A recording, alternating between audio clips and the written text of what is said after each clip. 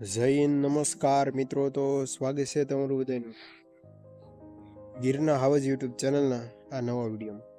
સૌપ્રથમ તો મિત્રો, તમે જો આની પહેલાનો વિડીયો ગુજરાતના વન્યજીવો વિશે તમે ન જોયો તો ખાસ તે વિડીયો પહેલા જોઈ લેજો. જે પહેલા નંબરનો વિડીયો છે તેમાં એવા પ્રાણીઓની વાત કરી છે કે જે કદાચ ફોરેસ્ટ ગાર્ડમાં પૂછાય તો પૂછાઈ જાય. બાકી જે આજના જે સસ્તન પ્રાણીઓ આપણે જોઈશું તો આ વિડીયો ખાસ તમામ મિત્રો વિડીયોના અંત સુધી બન્યા રહેજો. જે આવનારી ફોરેસ્ટ ગાર્ડની પરીક્ષામાં તમને સંપૂર્ણપણે છે તે યોગ્ય થશે. સૌપ્રથમ તો આપણે સિંહ વિશે વાત કરીએ તો સિંહને છે ને સિંહ, સાવજ, કેસરી, ટીઓ, વાઘ, બબ્બર છે આવા સ્થાનિક નામોથી છે તે જાણવામાં આવે છે. લંબાઈની વાત કરીએ તો નર 266 થી 270 સેમી, માથાની પૂંછડી સુધી, પૂંછડીના છેડા પર વાળ લાંબા ગુચ્છા હોય છે. વજનની વાત કરીએ તો નરનું 170 કિમી હોય છે અને આફ્રિકન સિંહ કરતા તે 15% નાનો હોય છે અને માદા 110 થી 130 કિલોગ્રામ વજન ધરાવે છે. તો મિત્રો તમે ખાસ યાદ રાખજો કે આફ્રિકન સિંહ કરતા 15% છે તે નાનો છે. ઊંચાઈની વાત કરીએ તો 105 થી 110. પુખ્તતા નર 4 વર્ષ અને માદાને 3 થી 1.5 વર્ષ સુધીનો સમય છે તે લાગતો હોય છે. તે ખાસ યાદ રાખજો. કદાચ આ પ્રશ્ન પૂછાવે ને તો પૂછાઈ જશે કે નર છે તે 4 વર્ષ થાય પુખ્ત અવસ્થામાં આવતા અને માદાને 1.5 વર્ષથી 3 વર્ષ જેટલો સમય લાગતો હોય છે. ગર્ભકાળ સમયની વાત કરીએ તો 105 થી 110 દિવસ સુધી છે તે ગર્ભકાળ છે અને 2 થી 4 જ બચ્ચાને છે તે સરેરાશ જન્મ આપતા હોય છે. આયુષ્યની વાત કરીએ તો 12 થી 15 જો જંગલ અવસ્થામાં હોય તો, અને જો આપણે જંગલમાં જે રીતે રખડે છે તે રીતે હોય તો 12 થી 15, અને 15 થી 20 બંધન અવસ્થામાં તે અપવાદ કિસ્સામાં ક્યારેક 25 વર્ષ સુધી છે તે સિંહ જોવા મળે છે.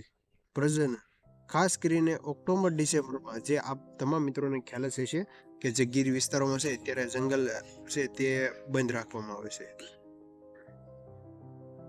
ત્યાર પછી આ પ્રાણીઓ ક્યાં રહેવાનું પસંદ કરે છે તો રહેણાંકની વાત કરીએ તો પાનખર, ઝાખરાયુક્ત જંગલ જેમાં સૂકા કાંટાવાળા જંગલો, સવાના પ્રકારનું જંગલ હોય. સામાન્ય રીતે શિયાળામાં જંગલમાં રસ્તામાંથી આજુબાજુ ખુલ્લા ભાગો જોવા મળતા હોય. ઉનાળામાં પાણીના સ્થળોની આજુબાજુ જોવા મળતા હોય. સામાન્ય રીતે સિંહણ એક જણતરમાં 2 થી 3 બચ્ચાને જન્મ આપે છે. એક જણતરમાં 5 બચ્ચાનો જન્મ થયાનો પણ નોંધ છે તે આવેલો છે. હવે વ્યાયની વાત કરીએ તો આ પ્રાણીઓ એશિયાઈ ખંડમાં ફક્ત ભારત દેશમાં અને તેમાં પણ ગુજરાત રાજ્યમાં ગીરમાં જોવા મળે છે. ગુજરાતમાં પણ તે ફક્ત ગીરના જંગલો જે ભૂતકાળમાં કેટલાક એશિયાઈ દેશોમાં જોવા મળતા, જેમાં ઈરાન, ઈરાક, સિરિયા અને તેમના નજીકના વિસ્તારોમાં છે તે પાકિસ્તાન, ઉત્તર પૂર્વીય ઈશાન ભારતમાં ગંગા નદી દક્ષિણ પશ્ચિમ નૈઋત્યમાં અને નર્મદા નજીક છે તે સિંહ જોવા મળતા. ભારતમાં ગંગા નદીને પણ જોવા મળતા. હવે ઉપસ્થિત અંગેના ચિહ્નોની વાત કરીએ તો પગલા, મારણ અને ગર્જના અવાજથી છે તે સિંહને જોઈ શકાય છે. હવે સંખ્યાની વાત કરીએ તો તમે જોઈ શકો છો કે 1990માં 287 હતો, પછી 1885માં 304, 2001માં 327 અને 2005માં 359. હવે 2015ની વાત કરીએ તો 529. પછી 2020ની વાત કરીએ તો 674. અને હાલ 2026માં પૂછે તો 891 સિંહ છે. 91, ખાસ યાદ રાખજો કેટલા 891 સિંહ છે જે આવેલા છે. જ્યારે પણ ટાઈમ મળશે ત્યારે નેક્સ્ટ વિડીયોમાં વાત કરીશું. આશરે 290 સિંહ ગીર અને તેની આજુબાજુમાં, તેમજ બાકીના સિંહ ગિરનાર, બાવડા વીટી, દરિયાકાંઠા વિસ્તાર, મિતિયાળા, હિંપાવડી, રાણીવાળા અને શેત્રુંજી કાંઠામાં સિંહની વૈશ્વિક વસ્તી 30 થી 40,000 છે તે પહેલા નોંધાઈ હતી. હાલમાં એવું માનવામાં આવે છે કે આજના સિંહનો મધ્ય યુરોપમાં થયો હતો, ત્યાંથી તે આફ્રિકા અને ભારત તરફ છે તે ચાલતો ગયો. બાહ્ય વિદ્યાકાર દ્રષ્ટિએ આફ્રિકન એશિયાઈ સિંહ જે ગીર ભારત સિંહમાં કેટલાક તફાવતો છે. એટલે કે આફ્રિકન અને જે એશિયાઈ સિંહ તેમાં મોટો તફાવત છે. જેમ કે આફ્રિકન સિંહ છે તે કદમાં મોટો અને વજનદાર ધરાવે છે. આફ્રિકન સિંહોની કેશવાળી એશિયાઈ સિંહ કરતાં ભારે અને વધારે હોય છે. જો કે આફ્રિકન સિંહની પૂંછડી જે છેડે વાળનો ગુચ્છો હોય છે તે એશિયાઈ સિંહ આવા ગુચ્છા કરતાં નાનો હોય છે. તો ખાસ યાદ રાખજો કે સિંહ જે આપણે ગીરમાં જોવા મળે ને તેની પૂંછડી જે વાળનો ગુચ્છો છે ને તે નાનો એટલે મોટો જોવા મળે છે એ આફ્રિકન સિંહ કરતાં. આ ઉપરાંત બંને સિંહના પગલા, ઢીંચણ, એલો, પરના વાળના ગુચ્છા, પેટની ચામડી, ખોરાક અને મિજાજ પર ફરક હોય છે. ભારતમાં પ્રોજેક્ટ ટાઈગર અમલમાં આવ્યો તે પહેલા સિંહ ભારતનું રાષ્ટ્રીય પ્રાણી હતું, તે ખાસ યાદ રાખજો. ત્યાર પછી મોસ્ટ આઈએમપી કહી શકાય કે વાઘ. આપ તમામ મિત્રોને ખ્યાલ હશે કે ગઈ વનરક્ષક ભરતીમાં છે તે વાઘના દિવસમાંથી છે તે પ્રશ્ન પૂછાઈ ગયો હતો. હવે સ્થાનિકના વાઘ, શેર પણ વાઘને કહેવાય છે, ખાસ યાદ રાખજો. તેના શારીરિક અને જીવન ચક્રની વાત કરીએ તમે જોઈ શકો છો. હવે મિત્રો વધારે વાત કરીએ તો લંબાઈ 2.60 સેમી થી 3 સેમી સુધી છે તે હોય છે. માથાથી પૂંછડી સુધી બિલાડી કુળનું મોટામાં મોટું પ્રાણી છે, તો ખાસ યાદ રાખજો. અને વાઘનો આ પંજો છે અહીં જોઈ શકો છો કે બિલાડી કુળનું સૌથી મોટામાં મોટું પ્રાણી છે તે વાઘ છે. વજન નરનો 170 ને 190 કિલો હોય છે, માદા 125. ઊંચાઈ 105 થી 110 સુધી હોય છે. પુખ્ત અવસ્થા 4 વર્ષ, માદા ને 3 વર્ષ, ખાસ યાદ રાખજો. ગર્ભકાળ 110 થી 115 દિવસ, બચ્ચા 2 થી 3. આયુષ્ય છે તે 12 થી 14 અને જો જંગલ અવસ્થા બંધન અવસ્થામાં હોય તો 16 થી 22. પ્રજનન છે તે નવેમ્બર થી એપ્રિલ. દેખાવ અને ખોરાક સોનેરી રંગના શરીર પર કાળી પટ્ટીઓ હોય છે તથા પૂંછડી પર કાળા પટ્ટા હોય છે. બધા જ પ્રકારના તૃણાહારી પ્રાણીઓ મુખ્ય હોય તો કોઈ પણ પ્રાણીઓનો શિકાર કરે છે, જેમાં ચિત્તલ, સાંભર, નીલગાય, જંગલી ભૂંડ, જંગલી ભેંસ, પાલતુ ઢોર, ગાય, ભેંસ, કોઈ પણ સસ્તન પ્રાણીઓ હાલે છે. હવે વ્યાપકની વાત કરીએ તો રાજ્યના તાજેતરમાં દેખાવમાં કોઈ નથી, તેથી ગુજરાતમાં લુપ્ત થયેલા છેલ્લો વાઘ 1997માં નોંધાયેલો છે. રહેણાંકની વાત કરીએ તો ખોરાક માટે પ્રાણીઓ છે.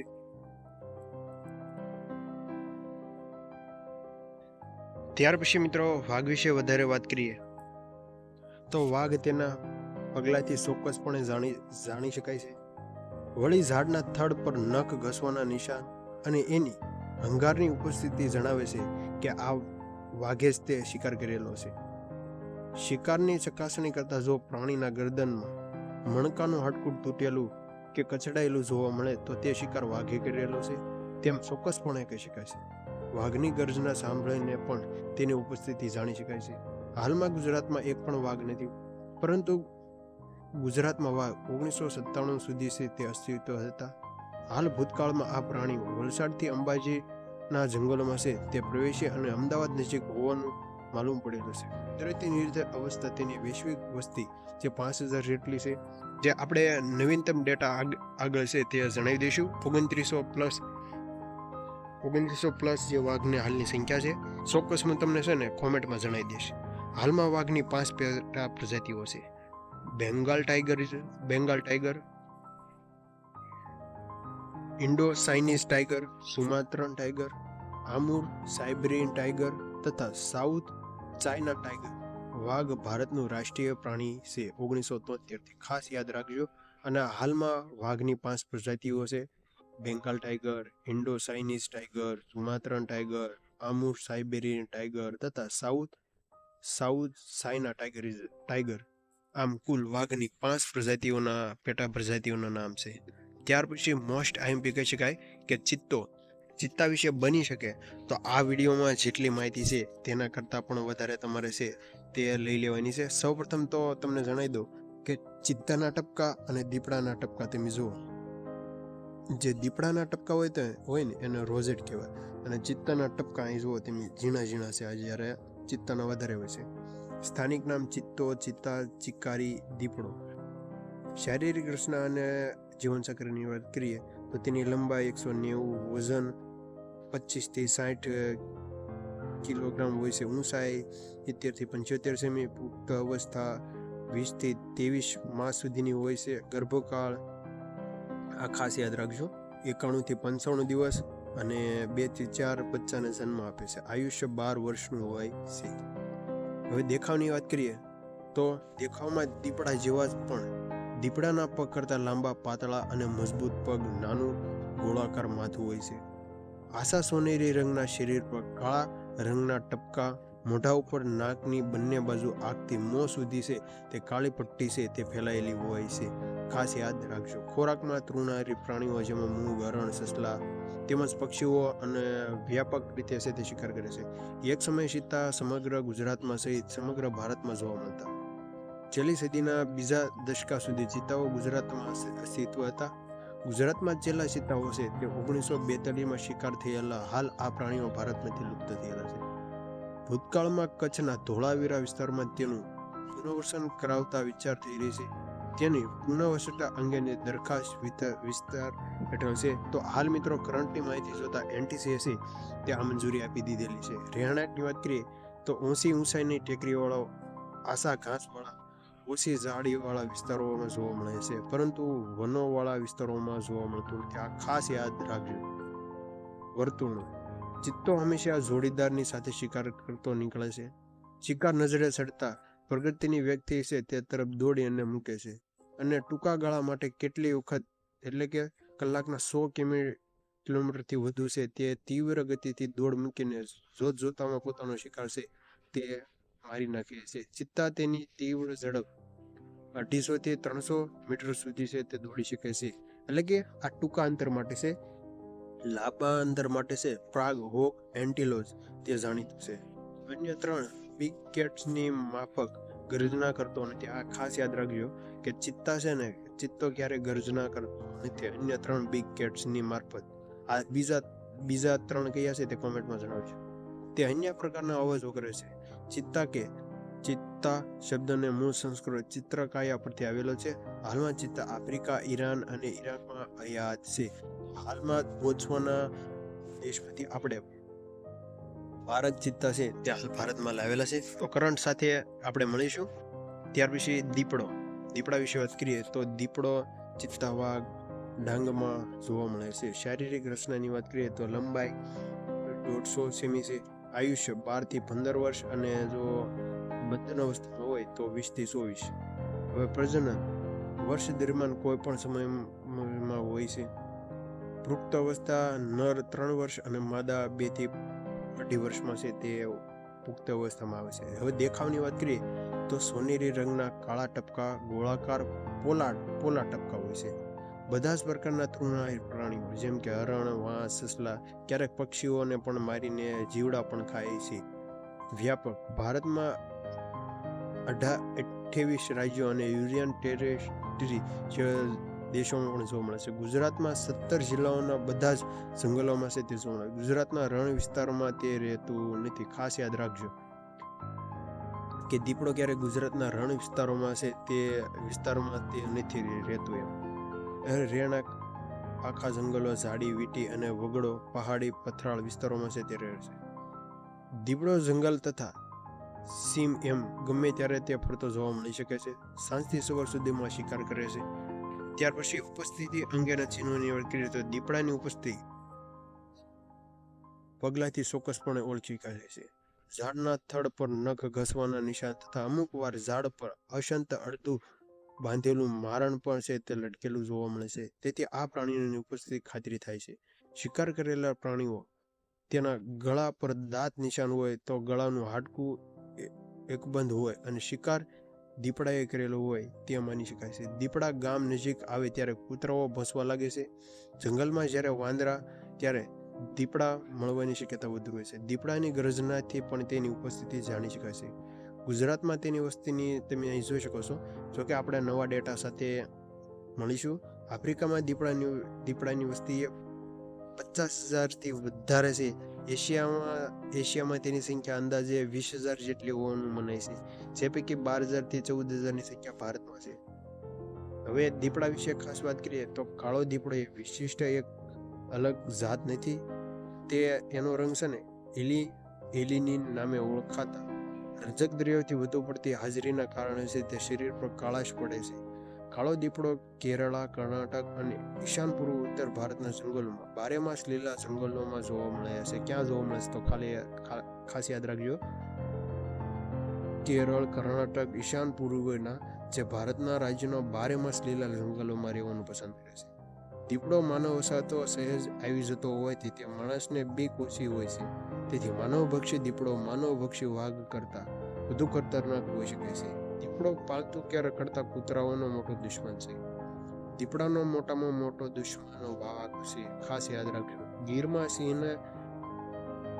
ગીરમાં દીપડાને સિંહ તરફથી જોખમ રહે છે. જંગલી કૂતરા ઘોલ અને ઝરખ પણ દીપડા માટે મુશ્કેલ સર્જી શકે છે. ગુજરાતમાં બિલાડી કુળની તમામ જાતિઓની સરખામણીએ દીપડો મહત્તમ વ્યાપ ધરાવે છે. ખાસ યાદ રાખજો, સૌથી મોટું પૂછે તો વાઘ આવે. અને જો જગતમાં બિલાડી કુળની તમામ જાતિઓની સરખામણીમાં દીપડો મહત્તમ વ્યાપ ધરાવે છે. આ ખાસ તમામ મિત્રો યાદ રાખજો. ત્યાર પછી હેણોત્રોને ગશ, શિયાગશ, ગશના નામે પણ ઓળખાય છે. હવે જ્યાં સુધી પાછલા ફૂગોની રચનાને લાગે વળે ત્યાં સુધી હેણોત્રો ચિત્તાને મળતો આવે છે. ભૂતકાળમાં ચિત્તાની માફક હેણોત્રોને પણ શિકાર કરવા માટે તાલીમ આપવાથી નોંધાયું છે. એવી નોંધ છે કે પચીયામાં શિકારની રમત માટે વપરાતા કેટલાક હેણોત્રો ઘડીના છઠ્ઠા ભાગમાં જમીન પર ચણતા 9થી 10 કબૂતરને તેઓ ઉડી જાય તે પહેલા જ સફાઈઓ કરી શકવાની ક્ષમતા પણ ધરાવે છે. તમે જોઈ શકો છો કે વ્યાપક કચ્છમાં તેની પાખી વસ્તી એટલે કે વધારે જોવા મળે છે. કચ્છના નાના અને મોટા રણમાં તથા બન્ની અને નારાયણ સરોવર, આ અભયારણ્ય વગેરે વિસ્તારો માટે જોવા મળે છે. બનાસકાંઠામાં પણ હોવાની શક્યતા છે. કચ્છમાં 1996માં લીફરી રખલલમાં તથા 2005માં નારાયણ સરોવર વિસ્તારમાં જોવા મળેલા છે. હવે રહેણાંક શુષ્ક તથા અર્ધશુષ્ક વિસ્તારમાં આવેલા જાડી ઝાખરા જંગલોમાં રહેવાનું પસંદ કરે છે. તેના સંબંધે ઘણી ઓછી જાણકારી છે. તે ઝાડ પર ચડી શકે છે અને પાવરોધુ શિકાર કરી શકે છે. વર્ષમાં એકવાર પ્રજનન કરે છે. પ્રજનનની ચોક્કસ ઋતુ હોતી નથી. ત્યાર પછી મિત્રો આનો દેખાવની વાત કરીએ તો ખૂબ જ રૂપાળું, મધ્યમ ઊંચાઈ કરતા બિલાડી કુળનું જ પ્રાણી છે. ભૂખરા રંગનું શિયાળથી ઊંચું હોય છે તથા શરીરના આગળનો ભાગ ઊંચો હોય છે. તો ખાસ યાદ રાખવું કે આ બિલાડી કુળનું જ પ્રાણી છે.